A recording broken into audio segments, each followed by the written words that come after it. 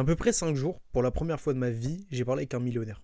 Et il m'a appris 3 choses. C'était à Copenhague, j'étais avec 3 potes à moi, on avait réservé un sauna qui donnait vue sur la Seine, c'était méchant de ouf. Et ce jour-là, on a fait la rencontre d'un monsieur d'à peu près 40 ans dans le sauna. Donc on commence à parler en anglais, tout ça. Il nous avait dit qu'il avait ouvert 7 restaurants dans la capitale, en plus d'une boîte de nuit, et qu'il avait créé une marque d'eau pétillante. Et à force de parler avec lui, j'ai appris pas mal de choses.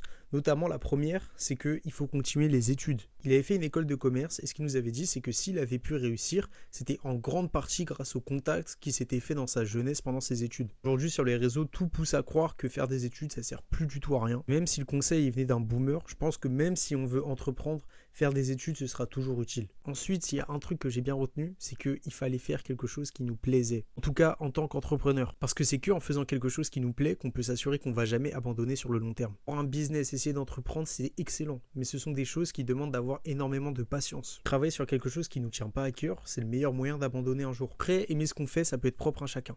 Par contre, si aujourd'hui, il y a bien un truc qui est propre à tous les entrepreneurs, c'est les réseaux sociaux. En fait, qu'importe ce que tu fais dans la vie, être sur les réseaux sociaux, ça te donne un pouvoir de ouf. Que tu aies une marque de vêtements, que tu sois un freelance, que tu as un resto, les réseaux, ce sera jamais négligeable. En fait, la dinguerie, c'est que lorsque tu as une présence et une communauté sur Internet, tu pourras toujours vendre n'importe quoi. Dites-vous que juste avec 10 000 abonnés sur n'importe quel réseau, vous pouvez en vivre. Vous n'avez plus besoin de travailler. Et la vraie leçon que j'ai conclue de tout ça, c'est que tu sais jamais qui est installé à côté de toi. Le monsieur dans l'histoire, jamais j'aurais deviné qu'il était millionnaire si je lui avais pas adressé la parole. En fait, c'est dingue parce que malgré tout ce que je viens de vous dire auparavant, la meilleure opportunité qu'on peut avoir dans notre vie, c'est peut-être de parler aux gens qui sont à côté de nous.